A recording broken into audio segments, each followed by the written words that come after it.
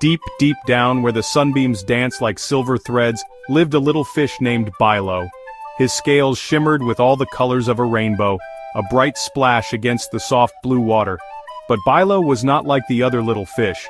They were happy to dart between the waving seaweed and play hide-and-seek among the smooth gray stones. Bilo, however, had a secret, a wonderful, impossible dream. He dreamt of the world above the water. He dreamt of the sky. He wanted to fly, just like the graceful birds he sometimes saw dipping and soaring over the ocean's shimmering surface.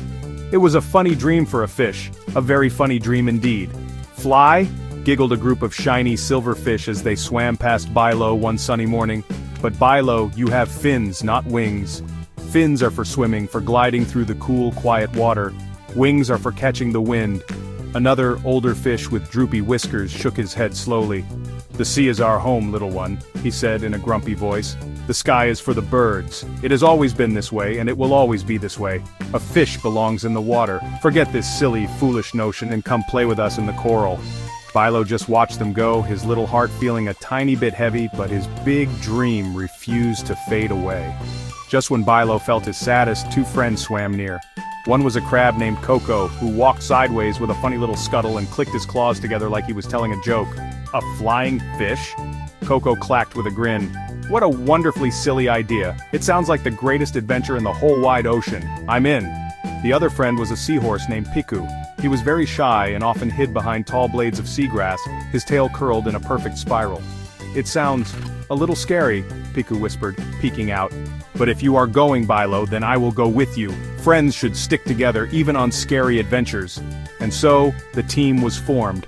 There was Bilo, the dreamer with fins of a rainbow. There was Coco, the brave and funny crab who was ready for anything. And there was Piku, the shy but loyal seahorse with a heart full of courage he didn't even know he had.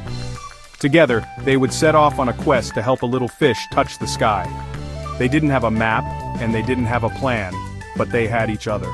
They said goodbye to their familiar coral patch and swam towards the unknown, their hearts thumping with a mix of fear and bubbly excitement. The great big ocean was waiting for them. Their journey took them into places Bilo had only ever heard about in whispers. First, they entered a glowing forest. The trees were not made of wood, but of tall, swaying kelp that reached up towards the light. Tiny, sparkling creatures like underwater fireflies floated between the leaves, casting a soft, magical glow on everything.